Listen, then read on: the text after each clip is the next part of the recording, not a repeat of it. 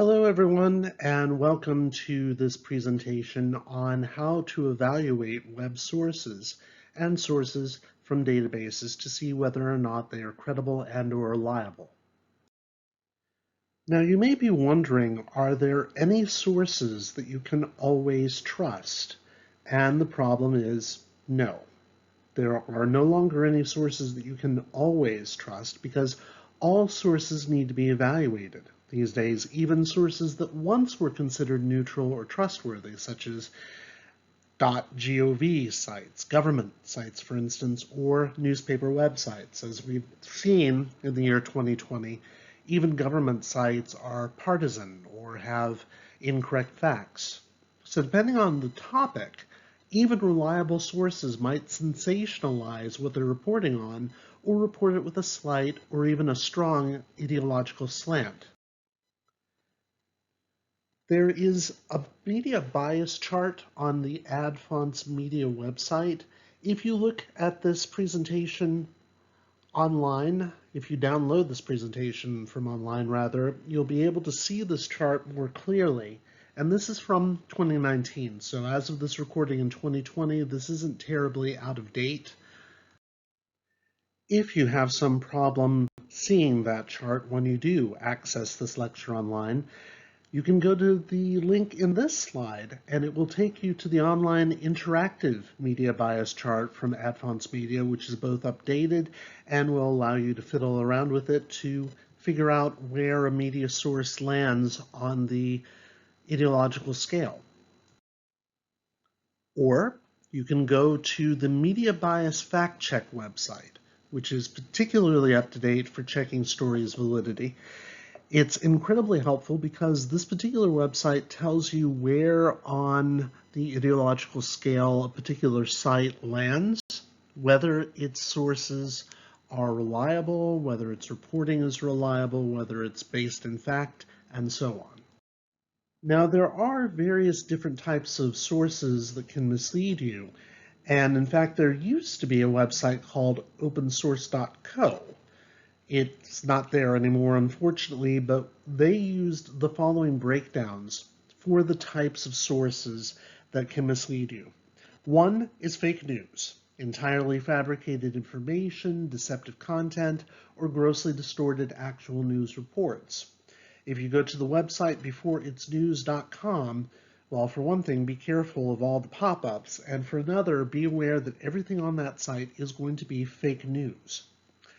You also have satirical sites like theonion.com, which use humor, irony, exaggeration, ridicule, and false information to comment on current events.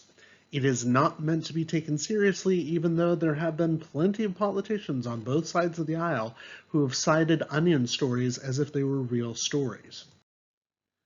You also have cases of extreme bias, which are sources that come from a very particular point of view, which rely on propaganda, decontextualized information, and opinions that are distorted as fact. For instance, the website usrightleft.com makes it sound like it's the sort of source that would look at both sides, both right and left, when actually, no, it doesn't. Conspiracy theory sites track obviously in conspiracy theories, such as wikileaks.org, anything that has to do with QAnon, things of that nature, Pizzagate, for instance. Those would all be conspiracy theory sites. And we have rumor mill sites, which traffic in rumors, gossip, innuendo, and unverified claims. The example that I give you here is boundingintocomics.com, which actually talks about rumor mills in the comics industry, but you can easily figure these out when you find them in other industries. A source that is designated state news only reports news that the particular government of that nation will allow it to report, such as the example given here. It's the English language site of the Chinese media organization that is essentially their state news. You also see examples of this in Russia and in North Korea.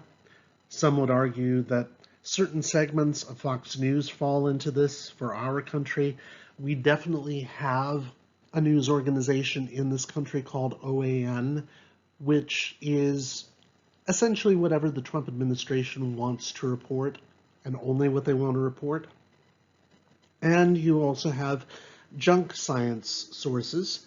These are sources that promote pseudoscience, metaphysics, naturalistic fallacies, and other scientifically dubious claims. The example given here is kind of interesting because even though it's called junkscience.com, which makes you think that they are somehow debunking junk science claims, they're actually making them on that site. It's really bizarre and an interesting example of what we might call doublethink. A source that is designated as hate news actively promotes racism, misogyny, homophobia, other forms of discrimination. The example here is fakehatecrimes.org. And what that website does is it takes reports of hate crimes and tries to explain why they think they are not hate crimes when actually they are. And we have political sources, sources that provide generally verifiable information in support of certain points of view or political orientations. It is fair to say that Fox News does this for the Republican Party, and to a lesser degree, you could say that a source like CNBC does this for the other party. You also have clickbait, sources that provide generally credible content, but they use exaggerated, misleading, or questionable headlines, social media descriptions, and/or images. Credible sources are those that circulate news and information in a manner consistent with traditional and ethical practices in journalism. The reason these two are on the same page is because even credible sources sometimes rely on clickbaity headlines to draw in the readers, and it's always possible for even credible websites to make mistakes. Just because a news source makes a mistake does not mean that they are reporting fake news. It means that they may have reported erroneously. It doesn't mean that they are not credible. It means that they made a mistake in their reporting. That's a big difference. So what steps should you take when you're trying to determine if a source is indeed credible? You need to analyze the title or domain name. Be careful of .wordpress or Blogger or anything like that, because personal blogs tend not to be the most credible of sources because they are written by personal people. They're written by people and they present personal opinion. And they're usually not edited in any way.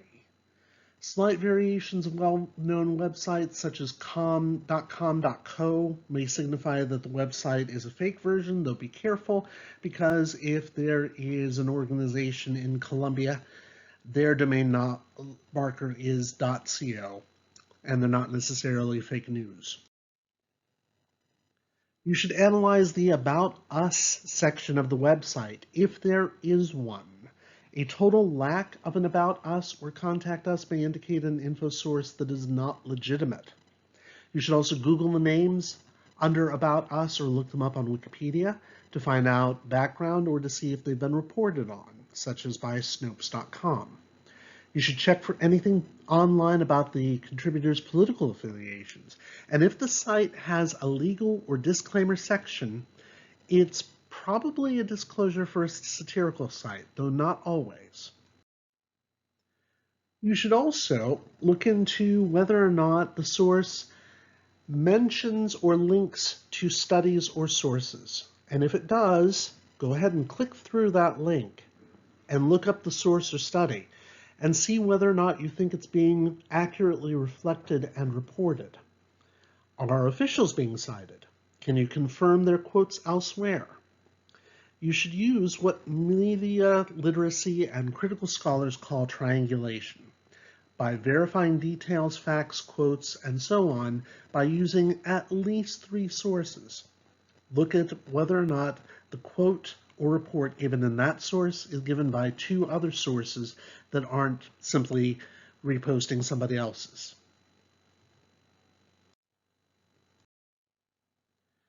You can also analyze the writing style and see whether or not it follows AP Style Guide or another style guide. Now, AP Style Guide in this case is not American Psychological Association like APA. It's instead the Associated Press.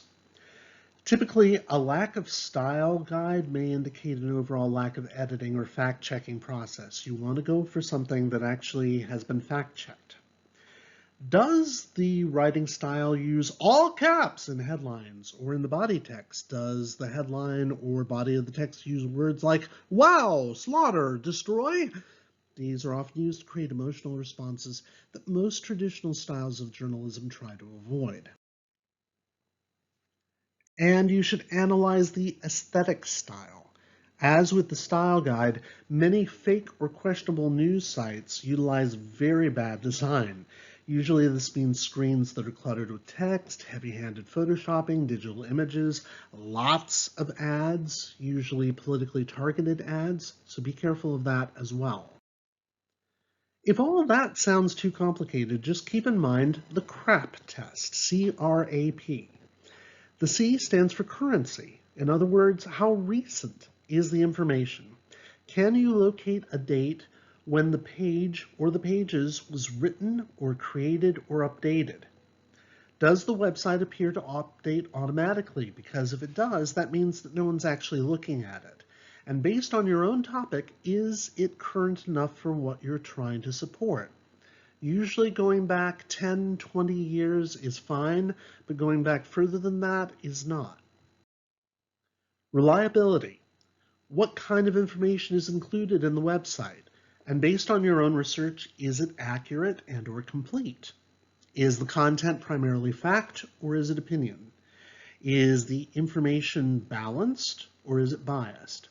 Does the author provide references for quotations and data? And if there are links, do those links actually work? And also, authority. Can you determine who the author or the creator is? Is there a way to contact them? Can you find something that lists their credentials, such as their education, their affiliation, their experience? Is there evidence that they are indeed experts on the subject? Who is the publisher or sponsor of the site? And is the publisher or sponsor reputable?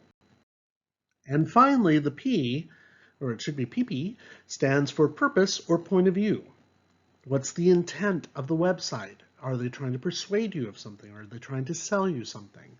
The domain, is it edu.org or .com? Edu stands for most universities. Bearing in mind that some universities do have a slant in a very particular ideological direction, such as Liberty University. .orgs tend to be nonprofit organizations, but those also tend to have a very specific political slant. .coms tend to be companies that are trying to sell something, but bear in mind that most news organizations are also .coms. How might that influence the purpose or the point of view? Are there ads on the website? How do they relate to the topic being covered?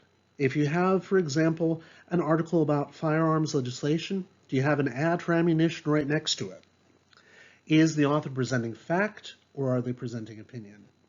Who might benefit from a reader believing this website, and based on the writing style, who is the intended audience? Now, once you've looked at all this and once you've downloaded the PowerPoint of this so that you can look at the links and check all these various different types of news source, we're either going to do an in-class exercise or I will post something for you in which you're going to be asked to evaluate some sources to figure out if they actually pass the CRAP test. Let me know if you have any questions or comments or anything that you want to cover, and we will talk to you next time. Stay safe and take care.